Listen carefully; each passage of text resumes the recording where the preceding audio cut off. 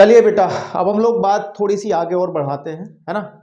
अब तक जो इंट्रोडक्शन किया है हमने लिमिट और डेरिवेटिव वाले चैप्टर का, क्लास 11th का ये 13वां चैप्टर, इसका तीसरा लेक्चर, प्रश्नावली 13.1 का तीसरा इंट्रोडक्शन, है ना। इससे पहले दो इंट्रोडक्शन वीडियो, दो इंट्रोडक्शन लेक्चर आपको मिल गए हैं और उन इंट्रोडक्शन लेक्चर्स के अंदर हमने बेसिक चीज़ों को ही समझाया है। ऐसी चीज़ें आपको नहीं बताई हैं जिससे क्वेश्चन सॉल्व हो जाएं। मतलब क्वेश्चन तो होंगे, इनडायरेक्टली उनका यूज होगा, लेकिन फील कराने वाली बात थी कि थोड़ा सा आपको लिमिट्स के बारे में पता चल जाए कि सीमा क्या होती है, इस बारे में पता चल जाए। और थोड़ा सा कोशिश रही है दो लेक्चर्स के अंदर कि वो सब चीज़ें आपको अच्छे से समझ में आ जाए। तो अब तक जो पहला लेक्चर हमने दिया था, अगर आपने नहीं देखा तो देखना अनिवार्य है। लेक्चर फर्स्ट में हमने बेसिक बातें, है ना, जो आधार है, या ये कहें सीमा का जो आधार है, सीमा का आधार, ठीक है ना, या इंग्लिश में कहें कॉन्सेप्ट ऑफ लिमिट, है ना, limit of concept, sorry concept of limit, concept of limit क्या था वो हमने बात की है ना, ठीक है ना, कि क्या लिमिट्स होती हैं। पहले लेक्चर में हमने पूरा डिस्कस करा था लिमिट्स को किस तरीके से हम लोग देखते हैं, क्वेश्चंस के अंदर क्या करना होता है, वो सब बातें हुई थी, है ना। और बेसिक मतलब हमने बेसिक पढ़ा है। और अगर बात करें लेक्चर 2 में, तो लेक्चर 2 में हमने लिमिट्स को कैसे फाइंड आउट करते हैं उसके लिए दो अप्रोचेस की बात करी थी, दो तरीकों की बात करी थी, जिसमें हमने बहुत डिटेल से बात करी थी। एक डायरेक्ट अप्रोच थी, है ना, डायरेक्ट, एक डायरेक्ट आपके पास में अप्रोच यूज करते हैं क्वेश्चंस के अंदर, है ना, वो क्या है उस बारे में बहुत डिटेल बात करी थी। और जो दूसरे नंबर की थी वो थी एच मेथड, जो सेकेंड अप्रोच थी, मेथड ऑफ एच जिसको हम कहते थे, मेथड ऑफ एच हमने जिसको कहा था। तो इन दोनों को अच्छे से समझाया था। इसके अंदर मेथड ऑफ एच के अंदर हमने दो बहुत जरूरी बातें बताई थी कि लेफ्ट हैंड लिमिट, है ना, और राइट हैंड लिमिट को कैसे फाइंड आउट करते हैं। तो उसके फॉर्मूले टाइप ही हमने बता दिए थे कि किस तरीके के वो फॉर्मूले थे। एक बार बता देता हूँ कि अगर आपको फाइंड करना हो कि limit x tending to a f x find out करना है ना, ये फाइंड करना है, ये याद करना है, तो उसकी लेफ्ट हैंड लिमिट कैसे निकालते हैं। हम निकालते हैं लेफ्ट हैंड में कि limit x tending to a negative f x. लेकिन इसको जब आगे बढ़ाते हैं तो हम लिखते हैं फिर लिमिट एक्स टेंडिंग टू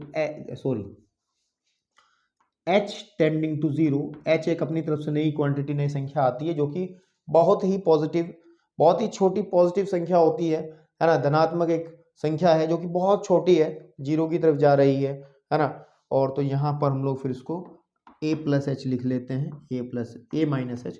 तो इस तरीके से हम लोग लेफ्ट हैंड लिमिट का कैलकुलेशन करते हैं। और अगर राइट हैंड लिमिट की हम बात करते हैं तो उसके लिए कि limit x tending to a positive को एफ एक्स को कैसे निकालते हैं, उसका तरीका भी यही होता है कि limit h tending to zero. बस यहाँ पर a प्लस एच का खेल हो जाता है विद ग्राफ। हमने ये सब बातें करी थी, आपको ग्राफ में भी फील कराने की कोशिश करी थी। अगर आपको फील हुई होंगी तो अच्छी बात है, नहीं हुई तो इन फॉर्मूलों को याद करके भी काम आप चला लोगे, ऐसी कोई दिक्कत वाली बात नहीं है। तो दो लेक्चर में अब तक इतना हुआ है, बकवास ज़्यादा हुई है, मतलब बकवास तो नहीं है, समझाने की कोशिश करी है, फालतू काम नहीं कह सकते उस चीज़ों को भी, क्योंकि उनको बेस बनाया है, पूरा आधार बनाया है, ठीक है ना।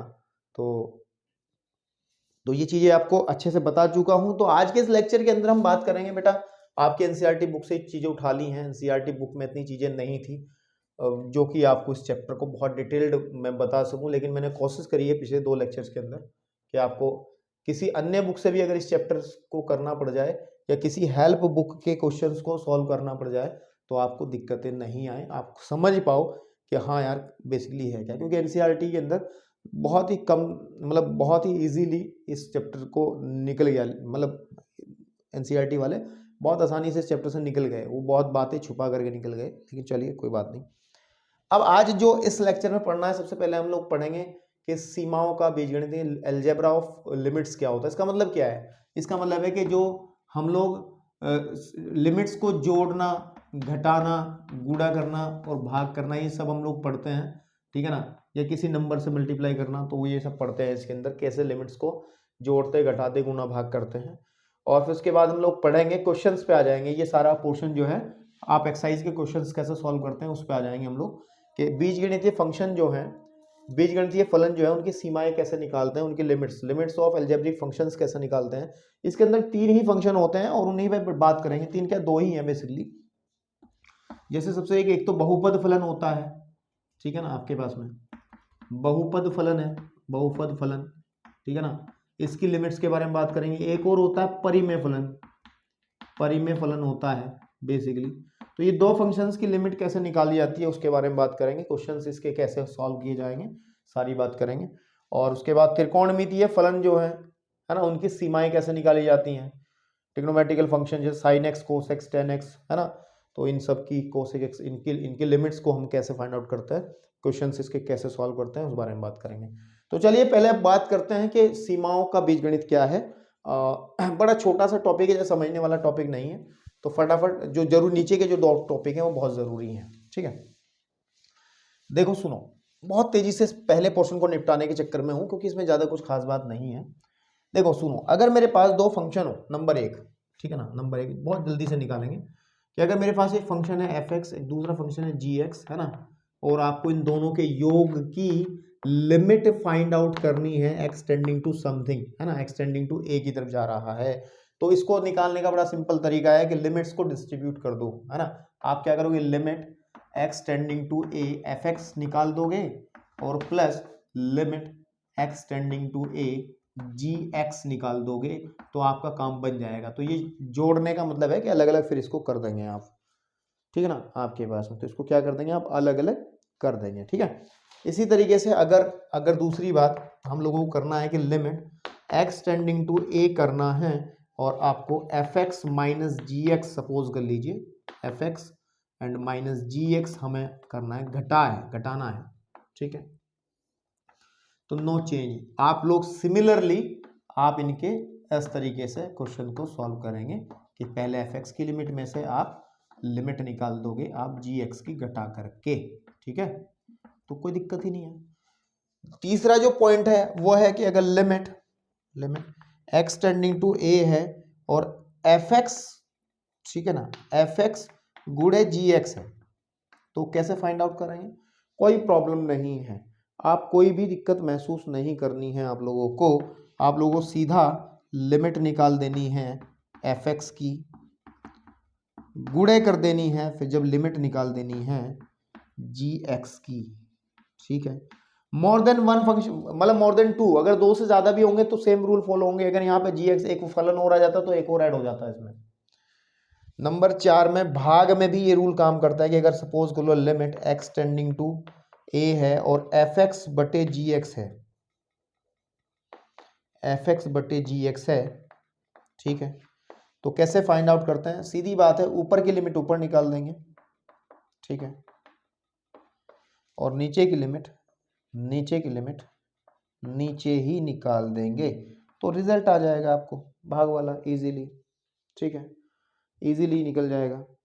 एक और है कि अगर लिमिट आपको फाइंड आउट करनी है एक्स टेंडिंग टू ए है और यहाँ पर कोई के संख्या है और एफ एक्स है, ठीक है, इस तरीके से, मतलब कोई भी संख्या है, जैसे आपको कोई फंक्शन की गुणा में कोई संख्या है, तो बेसिकली इस के पे कोई इफेक्ट नहीं पड़ेगा, तो आप के को बाहर निकाल देंगे और limit x tending to a and f x आप निकाल देंगे। ये आपका 5वां एक रूल रहेगा जो कि बीजगणित के नियमों के अंदर आता है, ठीक है।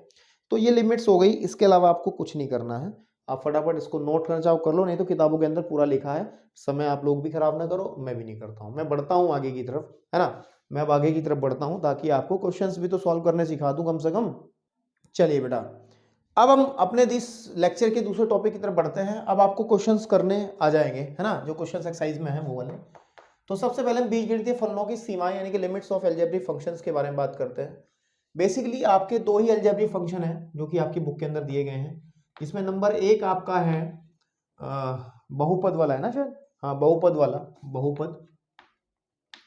बहुपद फलन, ठीक है ना, और एक आपका है परिमेय फलन, ठीक है ना, परिमेय फलन। इन फलनों के बारे में ना अगर आपको पता नहीं है ना तो आपको चैप्टर नंबर 2 को एक बार नोट्स उठा करके देख लेना, वहां मैंने सब करवाया था कि क्या क्या फलन क्या होते हैं। और अगर आपको डर लग रहा हो अभी कि यार सर ये चीज़ें आ गई हमें पता भी नहीं है, लेकिन ये पता होनी चाहिए आपको, ये क्या होनी चाहिए, पता होनी चाहिए। लेकिन अगर नहीं पता है तो इनके बिना काम चल जाएगा, क्वेश्चन सॉल्व आप तब भी कर दोगे, ऐसी कोई बड़ी बात नहीं है, ठीक है। तो अभी के लिए मैं इस चक्कर में नहीं पढ़ाना चाहता आपको कौन सा फंक्शन क्या है, मैं एक छोटी सी बात बताना चाहता हूँ, ठीक है। बात अभी शुरुआत में अलजेब्रिक फंक्शंस की करेंगे, ट्रिग्नोमेट्री की बात नहीं करेंगे, लेकिन मैं आपको थोड़ा सा सिंपल करता हूँ, ठीक है। क्योंकि जो फंक्शन होते हैं वो दो टाइप के आएंगे आपके, जो फंक्शन आएंगे बेसिकली वो दो टाइप के होंगे, ये फंक्शन दो टाइप के होंगे। इनमें एक तो होंगे सिंगल डेफिनेशन वाले, सिंगल डेफिनेशन वाले, सिंगल डेफिनेशन, और एक होंगे जिसमें बहुत सारी डेफिनेशन होंगी, मोर देन वन, है ना, मोर देन वन, एक से अधिक परिभाषा, एक से अधिक परिभाषा। सिंगल डेफिनेशन को हिंदी में लिख दें एक परिभाषा वाले, ठीक है, एक परिभाषा वाले, ठीक है, और एक से ज्यादा परिभाषा वाले।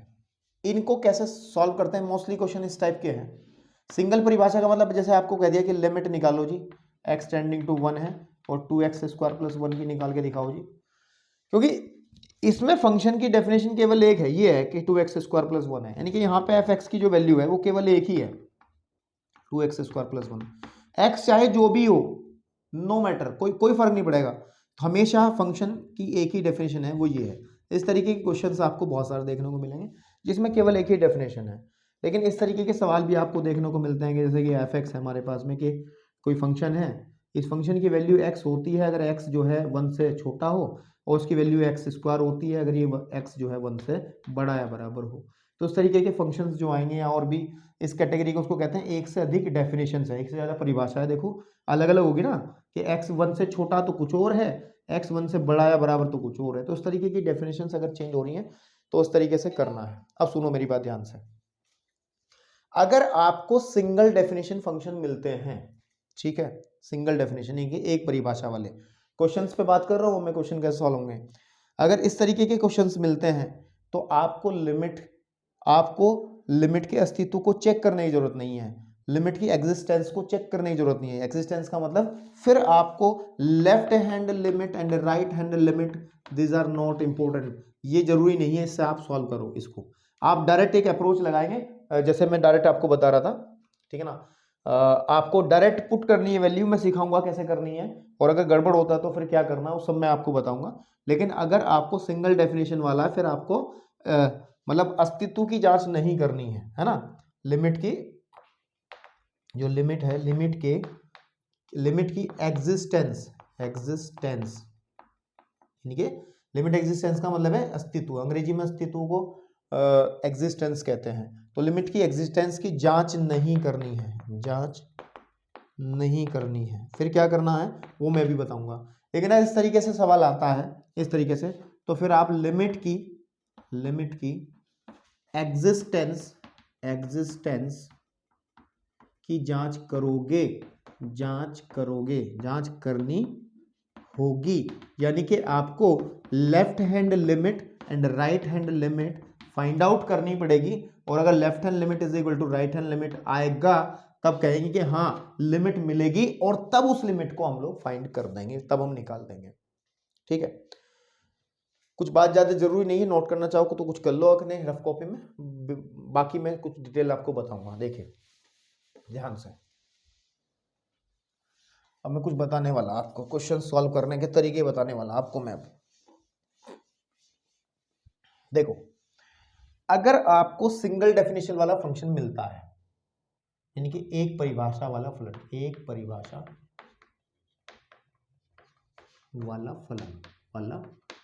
फलन मिलता है, तो आप क्या करेंगे,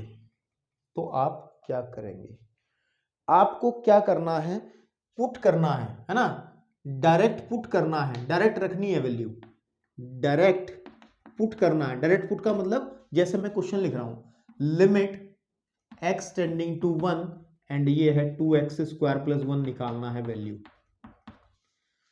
तो इसमें खेल नहीं होना चाहिए कभी आप जांच करने जाओ, मैंने भी कहा था कोई right hand limit left hand limit का कोई चक्कर नहीं है, डायरेक्ट पुट करना है।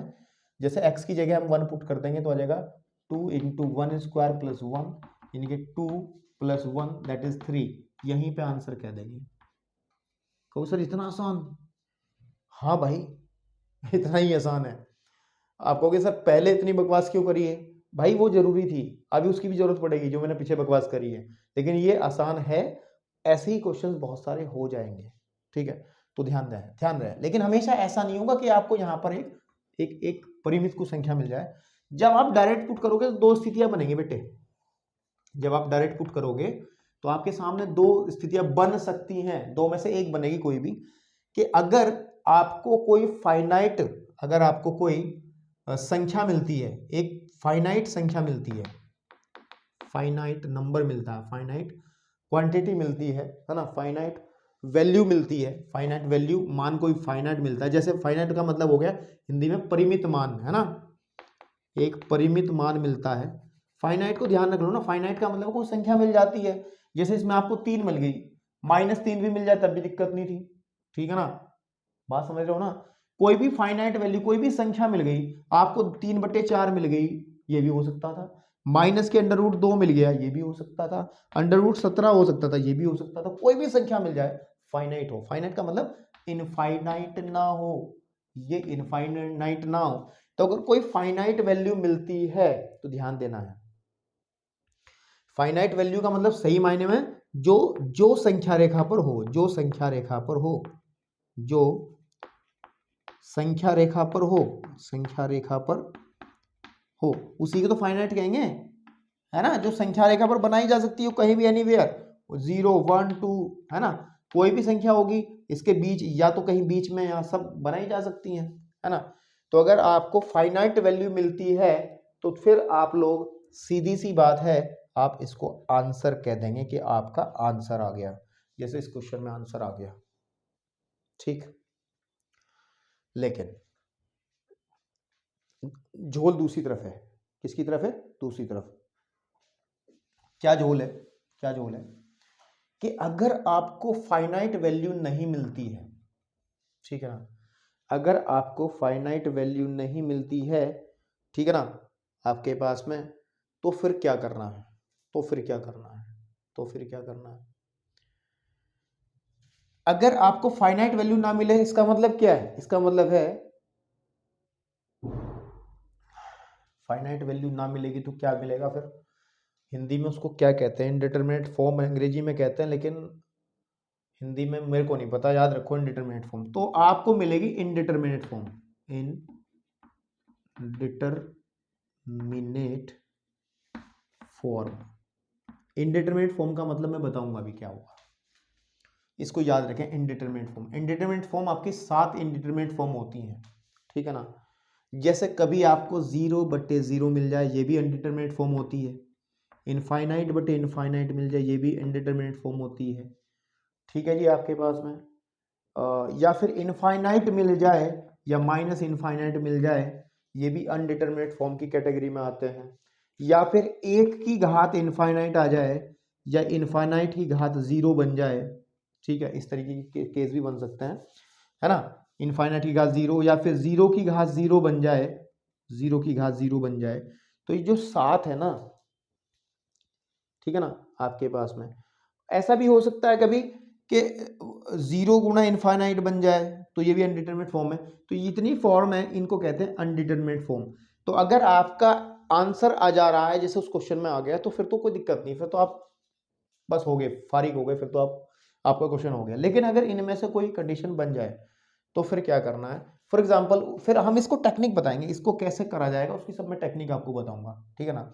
एग्जाम्पल दिखा दो, जैसे लिमिट आ गया, limit x tending to, suppose कर लो 2 है, सपोज कर लो 2 है, और x² - 4/x - 2 है। तो आप अगर इसको डायरेक्ट पुट करोगे, डायरेक्ट पुट करोगे मतलब इस तरीके जाओगे यहां से, तो क्या पाओगे? देखो, जब मैं डायरेक्ट पुट करूंगा तो 2² - 4/2 - 2, यानी कि 4 - 4/2 - 2, यानी कि 0/0। कोई फाइनाइट वैल्यू नहीं मिल पा रही है, इट मीन्स हम लोग इनडिटरमिनेट फॉर्म की तरफ आ गए हैं, यानी कि हमारे पास इनमें से कोई एक फॉर्म, ये बन रही, पहले वाली बन रही है। तो फिर आप लिमिट कैसे फाइंड आउट करोगे? फिर तरीके क्या रहेंगे उसके बारे में बात करनी, यहाँ पे आंसर नहीं छोड़ेंगे, फिर तो बहुत थोड़ा सा टेक्निक्स है, उसके बारे में बात करेंगे। तो क्या होगा, तो क्या होगा, देखो हम बताते हैं। जो हम फलन की बात कर रहे हैं, जो बीजगणितीय फलन है हमारे, बीजगणितीय फलन, गणितीय फलन, उनके अंदर लिमिट निकालते समय अगर अनडिटरमिनेट फॉर्म का कॉन्सेप्ट आ जाता है, ये वाला पोर्शन बन जाता है, तो बेसिकली हम लोग ये कुछ चीजें इस्तेमाल में लाते हैं। नंबर एक, उनको सॉल्व करने के लिए, ठीक है, बेसिकली कुछ चीजें इस्तेमाल में लाते हैं, ठीक है ना, कुछ चीजें आपकी इस्तेमाल में लाई जाती हैं। सबसे पहली बात तो हम डायरेक्ट पुट करते हैं, डायरेक्ट ना, डायरेक्ट पुट का हो या सब्स्टिट्यूशन का हो, है ना, सब्स्टिट्यूशन भी कह सकते हैं, चलो यहाँ तो पुट ही रख लो, डायरेक्ट पुट करना है, सब्स्टिट्यूशन है ना, प्रतिस्थापन, सब्स्टिट्यूशन का काम करते हैं, या डायरेक्ट सब्स्टिट्यूशन जैसे भी मैंने किया था ना, कि लिमिट x टेंडिंग टू 1 था और 2x स्क्वायर प्लस 1 था, इसकी वैल्यू हमने 3 निकाल दी। इससे काम बनना तो सबसे पहला तो काम यही करते हैं, अगर इससे हो गया ठीक है, नहीं तो फिर उसके बाद में हम दूसरा तरीका लगाते हैं। अगर आपको इस तरफ चले जाते हैं, फिर हम करते हैं गुणनखंड विधि। क्या करते हैं, गुणनखंड करते हैं, गुणनखंड यानी कि फैक्टराइजेशन, है ना, फैक्टराइजेशन, ठीक है, आपके पास फैक्टराइजेशन, ठीक है, फैक्टराइजेशन। अगर फिर भी बात ना बने तो क्वेश्चंस के हिसाब से हम परिमेयकरण भी कर लेते हैं। क्या करते हैं, परिमेयकरण मतलब जिसमें हम लोग कॉन्जुगेट से गुणा भाग करते हैं, याद है ना, कॉन्जुगेट से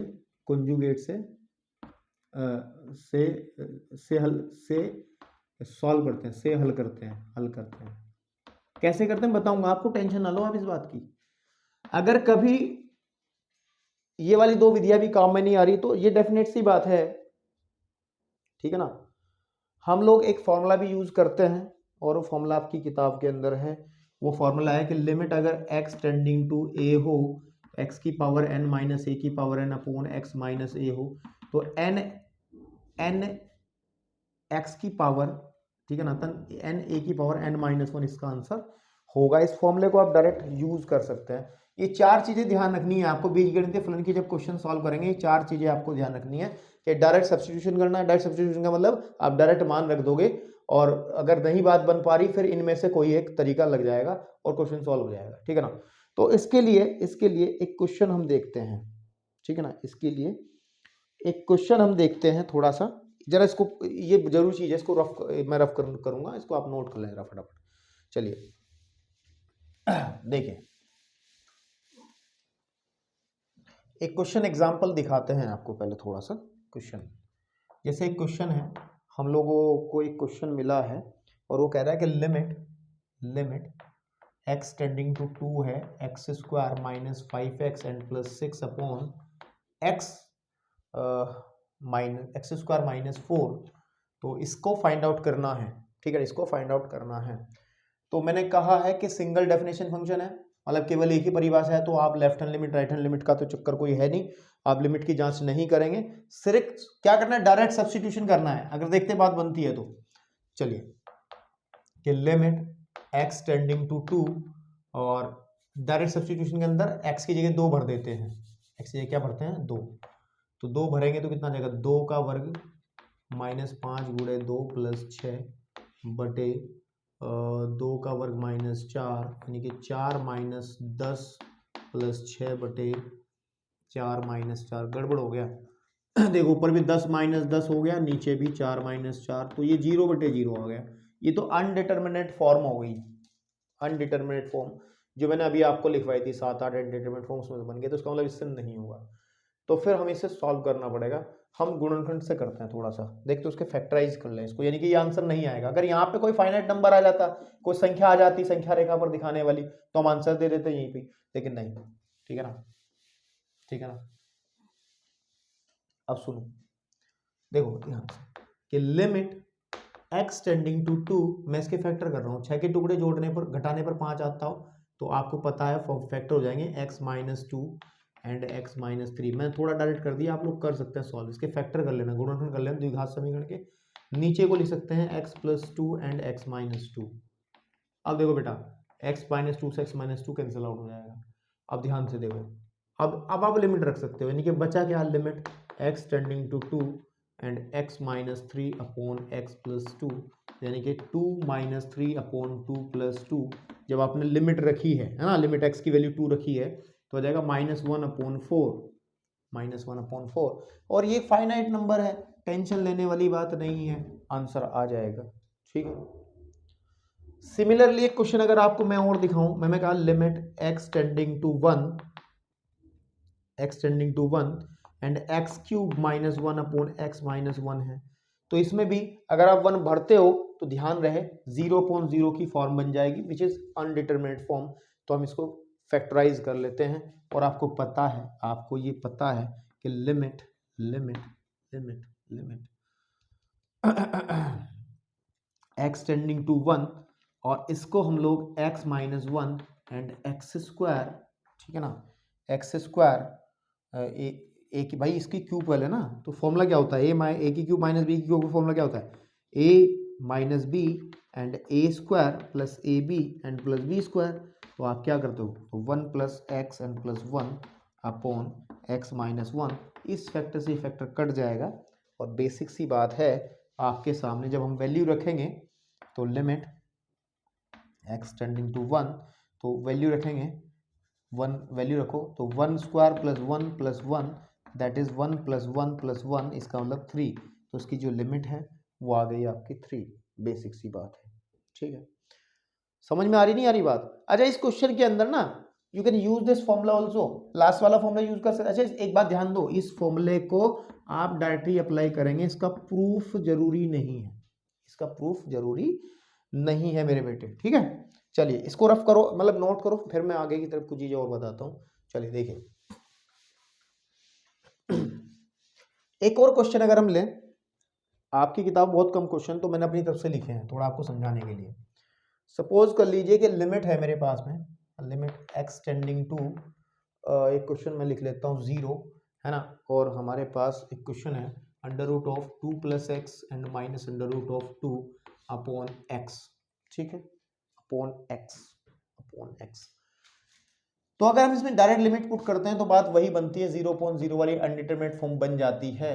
तो हम लोग क्या करें, इसके अंदर फैक्टर भी नहीं कर पाएंगे, ये वाली मेथड भी यूज नहीं हो पाएगी, तो फिर हम परिमेयकरण की तरफ चलेंगे। तो परिमेयकरण में क्या होगा कि कॉन्जुगेट से मल्टीप्लाई करेंगे ऊपर और नीचे, तो यानी कि कॉन्जुगेट किसका, ऊपर वाले का, ठीक है ना।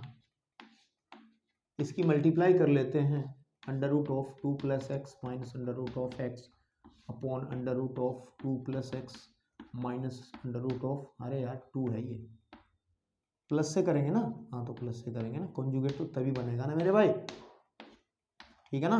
अब ध्यान से देखो, लिमिट x टेंडिंग टू 0, ठीक है ना।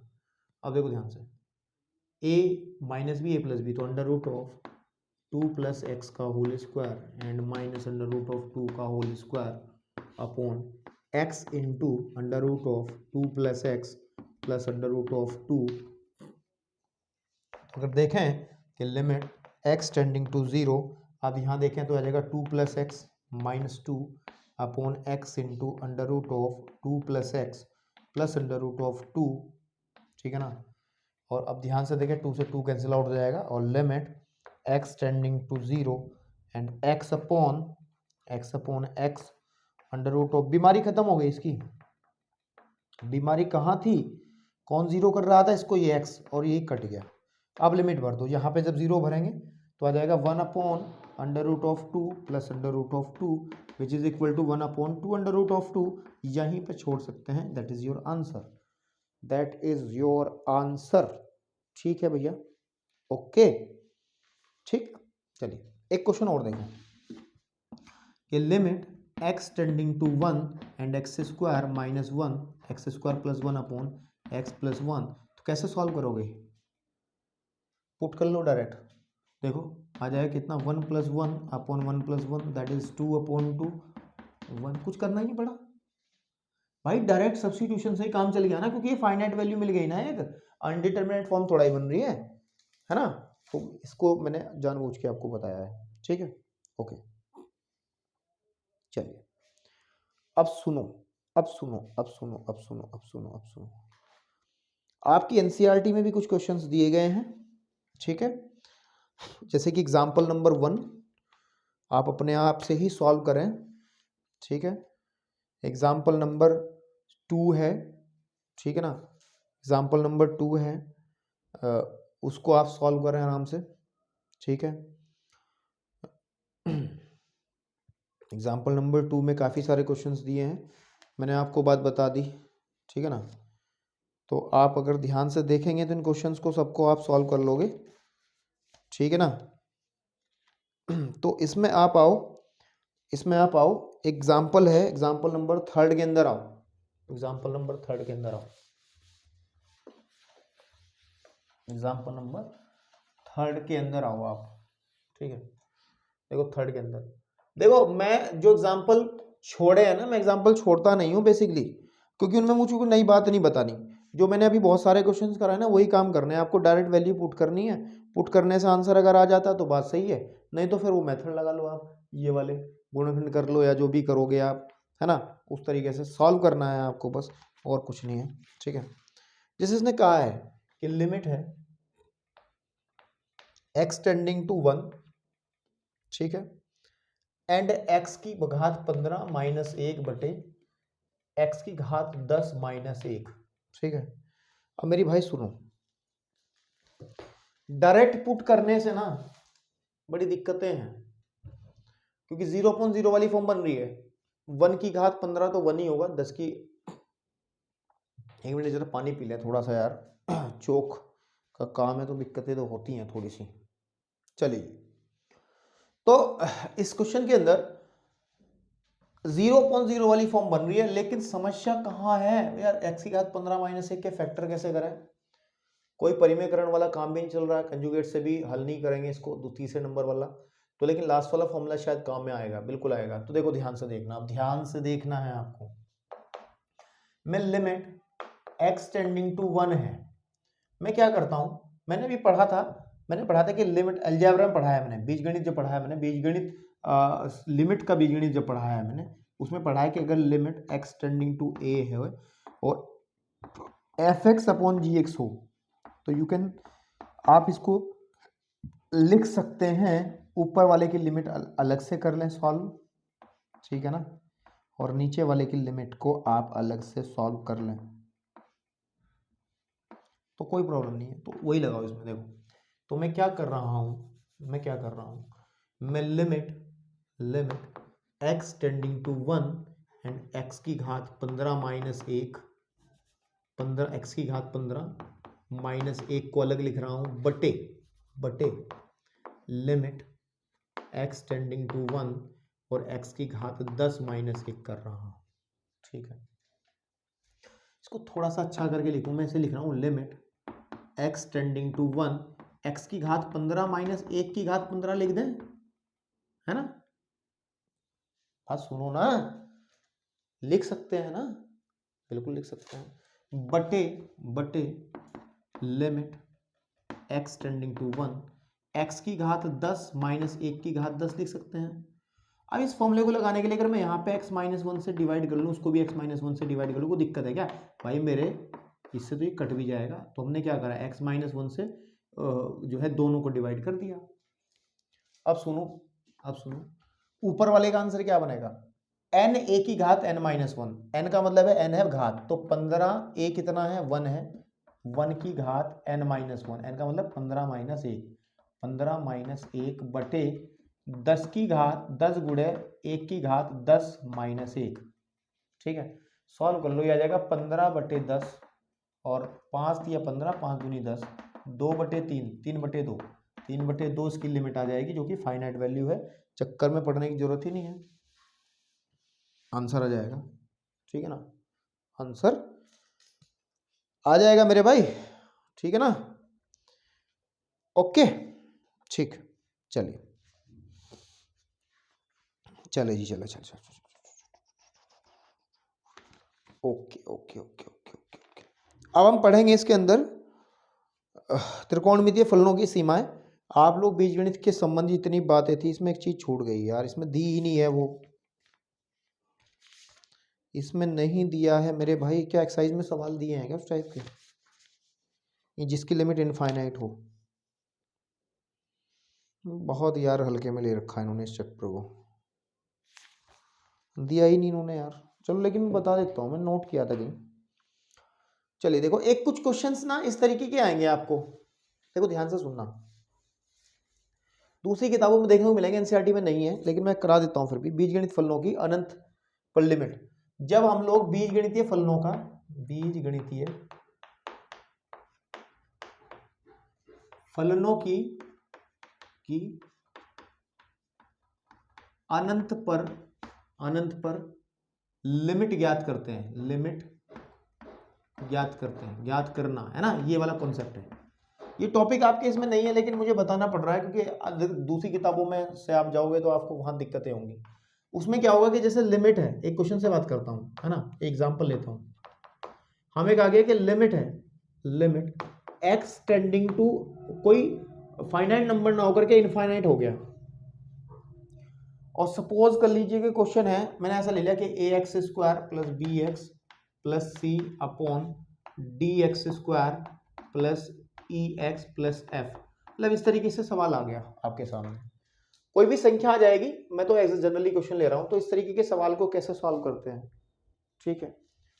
यह एक क्वेश्चन और अगर मैं लिख दूं यहाँ पे आपके सामने कि limit x tending to infinite and 5x minus 6 upon under root of, suppose कर लो मैं क्वेश्चन लिख के लाया था 5x स्क्वायर एंड प्लस 6, इस तरीके के सवालों को कैसे सॉल्व करेंगे, इस बारे में बात करनी है मुझे, ठीक है। क्योंकि एक ही टॉपिक बचा है, ट्रिग्नोमेट्रिकल फंक्शंस की लिमिट्स कैसे फाइंड आउट करते हैं, ठीक है ना, तो उस बारे में बात करेंगे अभी इसी लेक्चर में, कोशिश करता हूँ कर दूंगा, लेकिन ध्यान से सुनो, ध्यान से सुन लो। अब देखो इसको कैसे सॉल्व करते हैं। इस क्वेश्चन को हम क्या करते हैं, क्योंकि x जो है वो इनफाइनाइट को जा रहा है, इसका पैटर्न क्या होता है, आप x को ना 1 अपॉन कोई नया नंबर z कह दो, क्या कह दो, 1 अपॉन z कह दो, और क्या होगा, अगर x इनफाइनाइट को जाएगा तो z कहाँ जाएगा, 0 को जाएगा। भाई सीधी बात है भाई, x अगर इनफाइनाइट है तो 1 अपॉन 0 ही तो होता है, ये बात तो सुनो। x इनफाइनाइट को जा रहा है तो z 0 को जाएगा, इस बात को समझ लो, इस बात को ध्यान से देख लो। तो बस इसी का इस्तेमाल करके इस क्वेश्चन को सॉल्व कर देंगे हम लोग। तब जो हमारा क्वेश्चन है ना, देखो limit x tending to infinite and A x square plus B x plus C upon D x square and plus E x plus के एफ, ई एक्स प्लस की एफ।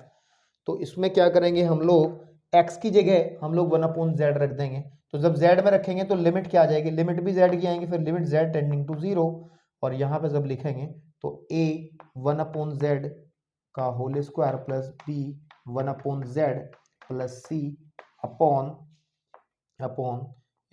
d 1 अपॉन z का whole square plus e 1 upon z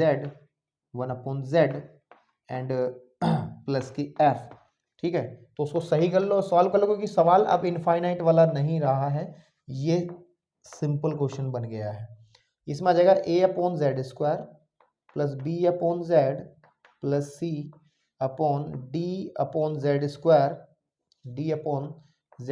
plus E upon Z and plus F. तो अगर मैं इसको solve कर लूँ कि लिमिट z टेंडिंग टू 0, तो यहाँ से मैं इसका एलसीएम ले लेता हूँ z स्क्वायर, तो यहाँ आ जाएगा a plus K B Z plus C Z square upon D plus K E Z plus F Z square upon Z square cut जाएगा। जब लिमिट भरेंगे जहाँ जहाँ जेड है वो सब 0 हो जाएंगे, ये भी 0 हो जाएगा, ये भी 0, ये भी 0 और ये भी 0, तो बचेगा a अपॉन डी। तो इस तरीके से आप इसको फाइंड आउट कर लोगे। सिमिलरली यहाँ भी करेंगे कि x is equal to 1 upon Z रखने पर आप क्या करेंगे कि जब x इनफाइनाइट की तरफ जाता है तो z सीधी बात है 0 की तरफ जाएगा, तो रखो। तब हम सवाल को जब हल करेंगे कि limit x tending to infinite, ठीक है ना, and 5x minus 6 upon under root of 5x square plus 6 है, तो कैसे करना है, तो limit x tending to infinite नहीं, z टेंडिंग टू 0 कर लो, क्योंकि x की जगह 1/z भर लो। तो 5/z minus 6 upon under root of 5/z square plus के 6। अब क्या करना है, देखो इसका एलसीएम ले लो ऊपर, limit z tending to 0, z tending to 0, z tending to 0 and 5 minus 6z upon under root के अंदर भी एलसीएम ले लो z square and 5 minus 6z square. ठीक है जी। अब ध्यान से देखो, लिमिट z टेंडिंग टू 0, तो ये तो आ जाएगा 5 minus 6z upon z upon under root of 5 minus z square upon z, because इस z स्क्वायर का अंडर रूट हट जाएगा ना, क्योंकि z स्क्वायर z आ जाएगा, तो z से z कटेगा। अब आप लिमिट रख दो, जहां जहां z है वहां 0 भर दो, तो 5 minus 0 upon under root of 5 minus 0, इसका मतलब 5 अपॉन अंडर रूट 5 आ जाएगा आंसर। ठीक है ना, इस तरीके से इसका आप चाहे तो अंडर रूट 5 से ऊपर मल्टीप्लाई कर लो, तो यानी कि 5 अंडर रूट 5 अपॉन 5 से 5 कट जाएगा, तो अंडर रूट 5 आपका आंसर आ जाएगा। तो मतलब बेसिक बात यह है कि अगर इनफाइनाइट वाले क्वेश्चन होंगे तो ये वाला काम करना है आपको, ये वाला काम करना है। ठीक है, तो भैया अब इस वीडियो, इस लेक्चर की लेंथ जरा देखें कितनी की होगी, 41 मिनट का हो गया। और अभी एक पोर्शन बाकी है मेरा, और वो है त्रिकोणमितीय फंक्शंस की लिमिट कैसे निकालते हैं। बीजगणित वाली बात बता दी मैंने, तो उसको यार नेक्स्ट लेक्चर में ही करेंगे, है ना, क्योंकि लंबा हो जाएगा फिर, आप भी ठीक नहीं रहेगा। नेक्स्ट लेक्चर में बात करेंगे इस बारे में।